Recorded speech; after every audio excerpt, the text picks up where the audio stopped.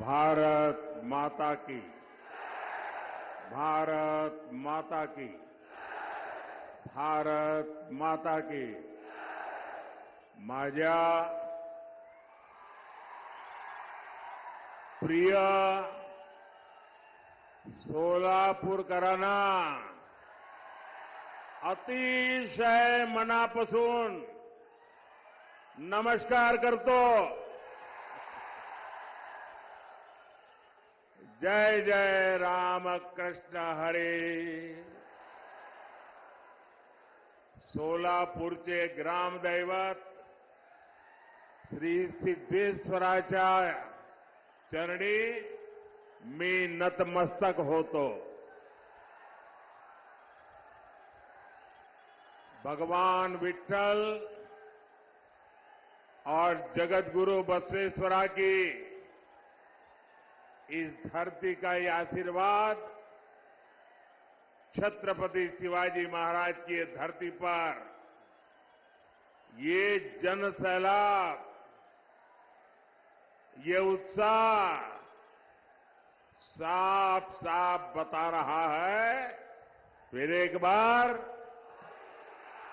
फिर एक बार, फिर एक बार। साथियों,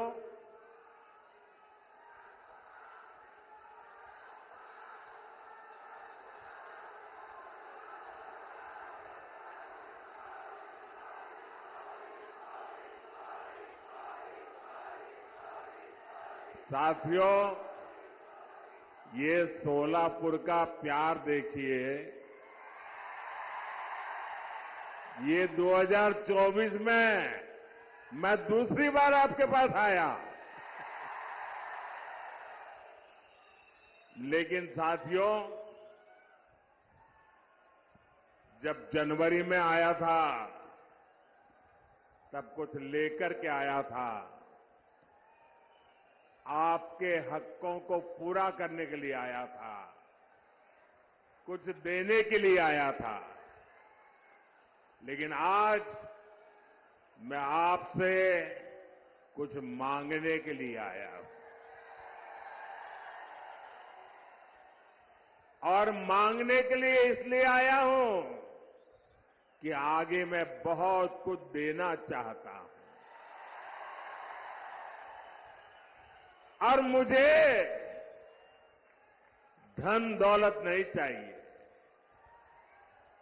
मुझे यश कीर्ति नहीं चाहिए, मुझे आपके आशीर्वाद चाहिए। और मैं आपसे आशीर्वाद मांगने के लिए आया हूं। साथियों, इस चुनाव में आप अगले 5 वर्ष के लिए विकास की गारंटी को चुनेंगे। दूसरी ओर वो लोग हैं जिन्होंने 2014 से पहले देश को भ्रष्टाचार, आतंकवाद और कुशासन के गर्त में धकेल दिया था। अपने कलंकित इतिहास के बाद भी कांग्रेस फिर से देश की सत्ता हथियाने का सपना देख रही है। इन्हें अंदाजा ही नहीं कि पहले 2 चरण के चुनाव में ही इंडी अगाड़ी का डिब्बा गोल हो चुका है। भाइयों बहनों, एक और आपका ये सेवक मोदी सर झुका करके आपके पास आता रहता है। आपने 10 साल तक मोदी को परखा है उसके एक एक कदम को देखा है, उसके एक एक शब्द को नापा है। आप मोदी को भली भांति जानते हैं। दूसरी ओर इंडी अगाड़ी में नेता के नाम पर महायुद्ध चल रहा है। अब मुझे बताइए भाई, इतना बड़ा देश जिसका नाम तय नहीं है, जिसका चेहरा पता नहीं है, क्या इतना बड़ा देश उनके हाथ में आप दे सकते हैं क्या? कोई गलती से भी दे सकता है क्या? भाइयों बहनों, ये लोग इन दिनों सत्ता हथियाने के लिए देश तो बंटवारे करते ही रहे हैं। अब एक नया फॉर्मूला लाए हैं। ये फॉर्मूला लाए हैं 5 साल में 5 पीएम, हर वर्ष 1 पीएम। वो जितना खजाना लूटना है लूटेगा, फिर दूसरे साल दूसरा पीएम, फिर वो लूट करेगा, तीसरे साल तीसरा पीएम, चौथे साल चौथा पीएम, 5वें साल 5वां पीएम। क्यों भाई? और यहां नकली शिवसेना वाले क्या कहते हैं मालूम है? ये नकली शिवसेना वाले तो कह रहे हैं कि उनके यहां तो पार्टी में पीएम पद के लिए ढेर सारे लोग हैं। और उनके एक बड़बोले नेता ने तो कह दिया, हम 1 साल में 4 पीएम बनाए तो उसमें भी क्या जाता है? आप मुझे बताइए, 5 साल 5 पीएम जैसे फॉर्मूला से इतना बड़ा देश चल सकता है क्या? जरा मन से बताइए ना, मुझे पता चले। चल सकता है क्या? कभी भी उस दिशा में हम जा सकते हैं क्या? नहीं चल सकता ना। लेकिन उन्हें अब यही एक रास्ता बचा है सत्ता हथियाने का, क्योंकि उन्हें देश नहीं चलाना है, उन्हें आपके भविष्य की चिंता नहीं है, उन्हें तो मलाई खानी है, मलाई। भाइयों और बहनों, ये हमारा महाराष्ट्र सामाजिक न्याय की धरती है। इस धरती ने ज्योतिबा फुले, सावित्रीबाई फुले, बाबा साहब आंबेडकर के रूप में ऐसी महान संतानें दी हैं जिन्होंने समाज के सबसे कमजोर वर्गों को ताकत दी, प्रेरणा दी। आपने कांग्रेस के 60 साल का शासन भी देखा है और आपने मोदी के 10 साल का सेवा काल भी देखा है। पिछले 10 वर्षों में सामाजिक न्याय के लिए जितना काम हुआ, उतना आजादी के बाद इसके पहले कभी नहीं हुआ था। भाइयों और बहनों, कांग्रेस ने अपने 60 वर्षों में जो उनको सत्ता भोगने का अवसर मिला था, एससी, एसटी, ओबीसी वर्ग के हर हक को रोकने का निरंतर प्रयास किया। और उसके पीछे उनकी फिलॉसफी थी। उनकी फिलॉसफी ये थी कि इनको ऐसे ही रहने दो ताकि वो हमारे आश्रित रहे और जब चाहे तब हम उनसे जो वोट चाहिए वो लेते रहे। जानबूझ करके ऐसा किया। लेकिन मोदी का तो आपका दिल का नाता है, दिल का। और इसलिए 10 वर्षों में हमने सच्चे सामाजिक न्याय पर अभूतपूर्व बल दिया है। और मैंने एक बार कहा था सोलापुर में, मेरे यहां अहमदाबाद में जो मिल मजदूर थे उसमें हमारे पद्मशाली समाज के लोग बहुत थे। और कोई हफ्ता मेरे जीवन में ऐसा नहीं गया होगा कि मुझे किसी न किसी पद्मशाली परिवार ने भोजन न कराया हो। और एक प्रकार से मैं उनका नमक खा करके बड़ा हुआ हूं। और आज मैं जो गरीबों की सेवा कर रहा हूं ना, मैं उनका कर्ज चुका रहा हूं। हमने ओबीसी कमीशन को संवैधानिक दर्जा दिया। मेडिकल की परीक्षा में ओबीसी आरक्षण लागू किया। ये भाजपा है जिसने एससी एसटी के आरक्षण में, जो पॉलिटिकल आरक्षण होता है वो हर 10 साल में बढ़ाना होता है। पहले अटल जी की सरकार को मौका मिला था, उन्होंने 10 साल बढ़ाया। फिर मोदी को मौका मिला, हमने भी 10 साल बढ़ाया। हमने किसी का भी हक छीने बिना, न दलित का हक छीना, न आदिवासी का हक छीना, न ओबीसी का हक छीना, लेकिन सामाजिक न्याय के उत्तम व्यवहार को लेते हुए हमने जो सामान्य वर्ग के गरीब लोग हैं, उन सामान्य वर्ग के गरीब लोगों को न्याय देने के लिए 10% आरक्षण उनको भी दिया।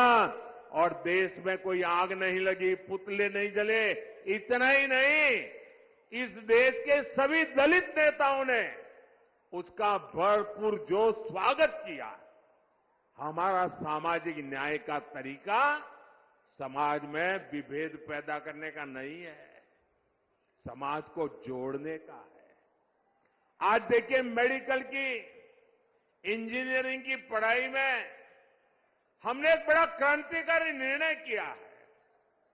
आज कुछ लोगों को वो जरा मजाक लगती होगी, लेकिन हमने तय किया है, मुझे अब गरीब मां का बेटा भी डॉक्टर बनाना है, गरीब मां की बेटी को भी डॉक्टर बनाना है, मुझे गरीब मां के संतानों को इंजीनियर, डॉक्टर, बड़ी बड़ी पदों पर ले जाना है। लेकिन क्या हर गरीब के नसीब में इंग्लिश मीडियम में पढ़ना संभव है क्या भाई?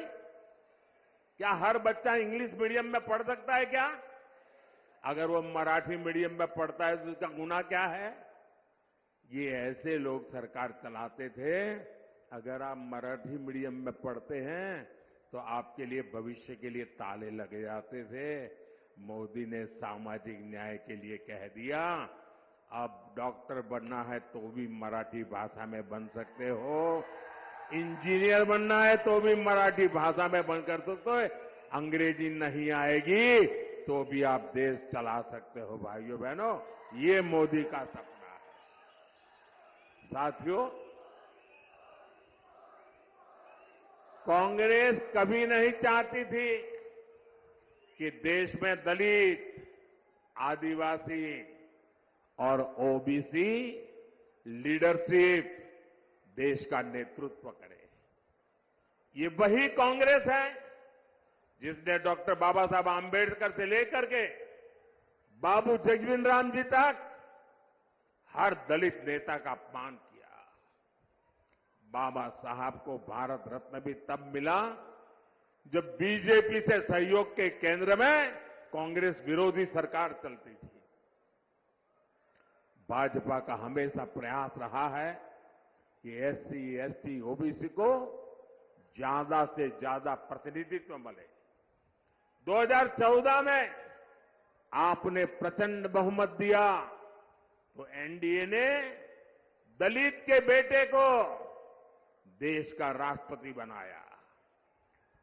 2019 में जब आपने फिर से एक बार हमें प्रचंड जनादेश दिया तो हमने देश के इतिहास में पहली बार एक आदिवासी बेटी को भारत के राष्ट्रपति के रूप में आज प्रस्तावित किया। भाइयों बहनों, मुझे गर्व है, आजादी के बाद पहली बार हुआ है। आजादी के बाद पहली बार ये दशक ऐसा आया है कि आज विधायकों की संख्या देख लीजिए, सांसदों की संख्या देख लीजिए, पूरे देश में एमएलए हो, एमएलसी हो, एमपी हो, लोकसभा हो, राज्यसभा हो, एससी, एसटी, ओबीसी सबसे ज्यादा भाजपा के चुन करके आते हैं। आज केंद्रीय मंत्रिमंडल में 60%, 60% इन्हीं वर्गों से आए हुए लोग केंद्र के मंत्री हैं और देश को नई ऊंचाई पर ले जा रहे हैं। आज कांग्रेस और इंडी अगाड़ी वाले ओबीसी प्रतिनिधित्व के नाम पर झूठ फैला रहे हैं। असल में इन लोगों की खुद की सच्चाई देश के सामने आ गई है और इससे ये बौखलाए हुए हैं, परेशानी हो रही है। आपने देखा होगा पूरे चुनाव में कि इंडी अगाड़ी के जितने लोग हैं उनके भाषण का मुद्दा क्या है? देश का कोई मुद्दा है? सिर्फ और सिर्फ मोदी को रोज नई गाली देना। पूरी डिक्शनरी उन्होंने खोल के रख दी है। नई नई गालियां रोज निकालते रहते हैं। अरे भाई, कुछ देश के लिए तो बोलो। नहीं, उनके पास विजन नहीं जी। हमारे पास विजन भी है और ये जीवन भी है, विजन के लिए खपाने के लिए। साथियों, दशकों तक कांग्रेस ने एससी, एसटी, ओबीसी के साथ जिस तरह से विश्वासघात किया, उससे ये सभी कांग्रेस और इंडी अगाड़ी से पूरी तरह छिटक चुके हैं। इस वजह से कांग्रेस और इंडी अगाड़ी वाले बुरी तरह बौखला गए हैं। इसलिए लोग लगातार झूठ फैला रहे हैं। संविधान बदल देंगे, आरक्षण खत्म कर देंगे। मैं पहले ही कह चुका हूं कि अगर आज खुद बाबा साहब आंबेडकर चाहे तो बाबा साहब आंबेडकर भी आरक्षण खत्म नहीं कर सकते हैं। मोदी का तो सवाल ही नहीं उठता है। और अगर हमारी सरकार की नीयत उसमें कहीं पर भी खोट होती, मेरा 5 साल का रिकॉर्ड देख लीजिए। 5 साल में भी 2019 से 2024 आज भी मोदी के पास जितने वोट चाहिए है, लेकिन ये रास्ता हमें मंजूर नहीं है। सैकड़ों सालों के साथ जिनको अन्याय हुआ, हमारे पूर्वजों ने पाप किए होंगे, मेरे लिए ये प्रायश्चित का अवसर है और इसलिए आरक्षण को जितनी ताकत मैं दे सकता हूं, मैं देने के लिए कमिटेड हूं। मैं आज देश से अधिक सीटें इसलिए मांग रहा हूं ताकि कांग्रेस और इंडी गाड़ी के लोग, जब दलित उनके हाथ से निकल गए, आदिवासी उनके हाथ से निकल गए, ओबीसी उनके हाथ से निकल गए, ये बहुत बड़ी मात्रा में विजयी होकर के बीजेपी के साथ आते हैं, तब उन्होंने तय किया है और प्रयोग भी शुरू कर दिया है। एससी, एसटी, ओबीसी के आरक्षण में लूट मारने का, और वो माइनॉरिटी को देना चाहते हैं। भाइयों बहनों, मुझे इसलिए ताकत चाहिए कि मैं कांग्रेस के आपके खिलाफ जो षड्यंत्र है उसको देश में कहीं पर भी करने न दो। कर्नाटका में उन्होंने खेल खेला है।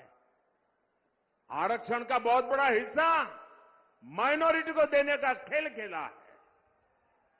ये मैं होने नहीं दूंगा, और इसलिए आपसे मैं आशीर्वाद मांगने आया हूं, मोदी को मजबूत करो। साथियों, कांग्रेस के 60 वर्षों के राज में देश में सबसे ज्यादा एससी, एसटी, ओबीसी परिवार ही, उन्हीं के सबसे ज्यादा हाल खराब रहे।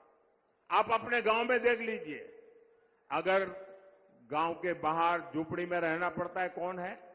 हमारे एसटी समाज के लोग हैं। मुसीबत में जीना पड़ता है, कौन है? हमारे एसटी समाज के हैं। तकलीफों में जीना पड़ता है, कौन है? हमारे ओबीसी समाज के लोग हैं।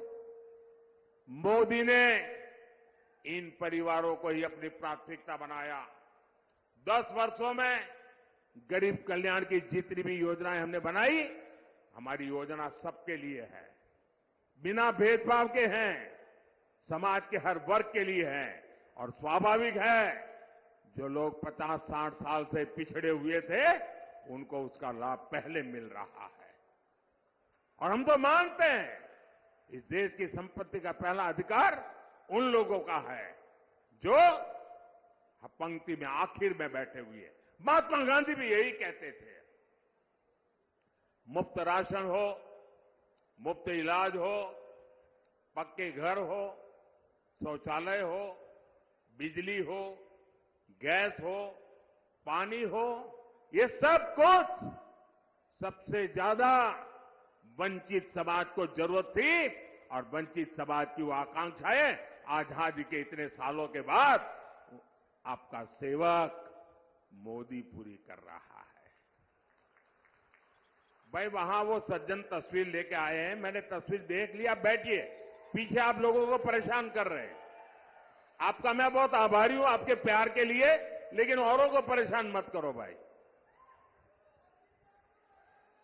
एससी, एसटी, ओबीसी परिवारों को इन योजनाओं से जोड़ने के लिए हमारी सरकार घर घर पहुंची है, गांव गांव पहुंची है। साथियों, कांग्रेस ने 100 से ज्यादा देश के जिलों को ही पिछड़े घोषित करके उनको अपने हाल पर छोड़ दिया था। इन जिलों में सबसे ज्यादा एससी और एसटी परिवार के लोग रहते हैं। हमने उसको एक नया रूप दिया, नया मिशन लिया, और हमने उसको एस्पिरेशनल डिस्ट्रिक्ट बनाया, आकांक्षी जिला बनाया। और उसका मेरी ऑफिस से डेली मॉनिटरिंग होता है।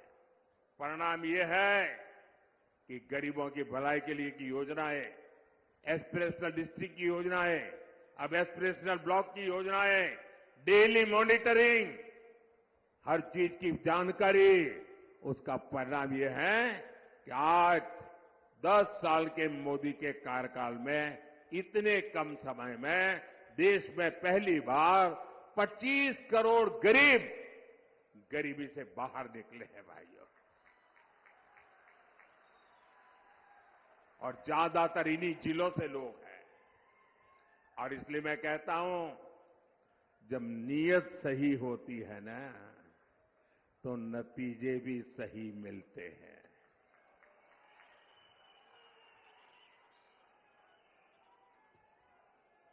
साथियों, भाजपा का सामाजिक न्याय का एक और उदाहरण वाइब्रेंट विलेज प्रोग्राम भी है। अगर मोदी की नजर कांग्रेस की तरह सिर्फ वोट बैंक पर होती, तो सीमा के जो गांव है, जिनको ये लोग आखिरी गांव कहते थे, मैं उनको सबसे पहले कहता हूं गांव। दुनिया के किसी को देश को एंट्री होना है ना, सूरज की पहली किरण भी वहीं आती है जी। और सूरज डूबता है तो आखिरी किरण भी वहीं से आती है। गांव के लिए वाइब्रेंट विलेज प्रोग्राम क्यों चलता है? वहां तो वोटर ही नहीं है, इन्हें वोटर है। लेकिन मेरे लिए वोटर मायने बाद में रखता है, पहले वो मेरे देश का नागरिक है। मेरे देश का 140 करोड़ नागरिक में से एक है वो मेरी सीमा का प्रहरी है। अगर मोदी की नजर कांग्रेस की तरफ सिर्फ वोट बैंक पर होती तो 24,000 करोड़ रुपए की पीएम जनमन योजना बना करके आदिवासियों में भी जो सबसे पिछड़ी जनजातियां हैं उनके लिए अलग से योजना न बनाता और उनके कल्याण के लिए काम न करता। ये वोटर ज्यादा नहीं है, संख्या कम है, लेकिन मेरे देश के आखिरी व्यक्ति को भी मैं मजबूत बनाना चाहता हूं। हमने विश्वकर्मा योजना लाए, जिनके हाथों में सामर्थ्य है, जिनकी उंगलियों में सामर्थ्य है, ऐसे देश में लाखों लोग हैं। ऐसे मेरे विश्वकर्मा साथी एससी समाज में, एसटी समाज में, ज्यादातर ओबीसी समाज है। 60 साल में कांग्रेस ने कभी पूछा नहीं। मोदी ने पहली बार इन साथियों के लिए 13,000 करोड़ रुपए की पीएम विश्वकर्मा योजना बनाई है। भाइयों और बहनों, गरीब कल्याण की इन योजनाओं का सबसे अधिक लाभ एससी, एसटी, ओबीसी परिवार की हमारी माताओं बहनों को हुआ है। शौचालय के अभाव में, सैनिटरी पैड्स के अभाव में ज्यादातर हमारी बेटियां स्कूल छोड़ देती थी। अब मोदी ने यह समस्या दूर कर दी है। बिना गारंटी के मुद्रा लोन पाने वाले 50% से ज्यादा लाभार्थी एससी, एसटी, ओबीसी है। इनमें से 70% लोन हमारी माताओं बहनों को मिला है। ये जो हमारी खादी है ना, खादी स्वतंत्रता आंदोलन की निशानी है। और तो मैं तो कहता हूं, आजादी के पहले लोग कहते थे और आजादी के बाद क्या, तो मैं तो एक वाक्य में कहता हूं, पहले khadi for nation, now khadi for fashion. Congress ने तो उस खादी को भी बर्बाद कर दिया था। खादी के काम में भी बड़ी संख्या में हमारे यही समाज के लोग हैं जो अति वंचित लोग हैं। मोदी ने खादी को फिर से जीवंत कर दिया।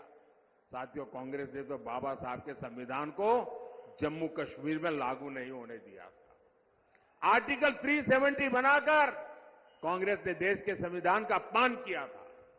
एनडीए सरकार ने, मोदी ने 370 हटाई तो सामाजिक न्याय का अधिकार जम्मू कश्मीर में हमारे जो लोग हैं उनको मिला। पहली बार उनको एससी, एसटी, ओबीसी और महिलाओं को वहां अधिकार मिला है, उनको आरक्षण मिला है। भाइयों बहनों, ये है सामाजिक न्याय का मोदी का ट्रैक रिकॉर्ड। इसलिए पूरी इंडिया आघाड़ी बौखलाई हुई है। साथियों, सामाजिक न्याय का एक और तरीका आधुनिक इंफ्रास्ट्रक्चर का निर्माण भी है। कांग्रेस ने बरसों तक गांवों और शहरों में खाई बनाकर रखी, कुछ ही शहरों के विकास पर फोकस किया। एनडीए सरकार देश के हर कोने के विकास के लिए प्रतिबद्ध है। एक क्षेत्र पंढरपुर यात्रा से जुड़े श्रद्धालुओं का तीर्थ है। यहां तो तुलजा भवानी ने छत्रपति शिवाजी महाराज को अपना आशीर्वाद दिया था। 10 साल में हमने पंढरपुर की रेलवे कनेक्टिविटी के लिए सैकड़ों करोड़ रुपए खर्च किए। पुणे फलटण रेल मार्ग जो 23 साल से अटका पड़ा था, हमने उसको पूरा कराया। हमने सोलापुर हैदराबाद, सोलापुर सांगली, सोलापुर बीजापुर ऐसे कई महामार्ग के काम शुरू किया। सोलापुर को तो महाराष्ट्र की पहली वंदे भारत ट्रेन भी मिली है। शक्तिपीठ महामार्ग से समुद्री महामार्ग जैसे हाईटेक सड़कों के काम भी हो रहे हैं। इन विकास कार्यों के कारण इस क्षेत्र में श्रद्धालुओं की संख्या में 4 गुना की बढ़ोतरी हुई है। अब हमारे वारकरी भाई बहनों के अलावा दूसरे राज्यों से भी बड़ी संख्या में श्रद्धालु आ रहे हैं। यहां युवाओं के लिए आस्था और पर्यटन से जुड़े नए अवसर बन रहे हैं। साथियों, आज महाराष्ट्र में एकनाथ शिंदे जी, देवेंद्र फडणवीस जी और अजीत पवार जी की सरकार आपके लिए दिन रात मेहनत कर रही है। मेरा अनुरोध है, 7 मई को आप मेरे नौजवान साथी राम सतपुते जी को भारी संख्या में वोट दे। राम सतपुते जी सोलापुर के विकास के लिए एक मजबूत कड़ी बनकर के काम करेंगे। और जब आप कमल पे निशान पर बटन दबाओगे ना, तो आपका वोट सीधा सीधा मोदी को मिलेगा। तो ज्यादा से ज्यादा मतदान कराओगे, हर पोलिंग बूथ जीतोगे, पुराने सारे रिकॉर्ड तोड़ोगे, जब मेरा एक और काम करोगे यहां से अपने परिचितों को जाकर के मिलना, उनके घर जाना, उनको कहिएगा कि मोदी जी सोलापुर आए थे, आपको प्रणाम भेजा है। मेरे प्रणाम पहुंचा देंगे। मेरे साथ बोलिए भारत माता की, भारत माता की जय श्री राम, जय श्री राम।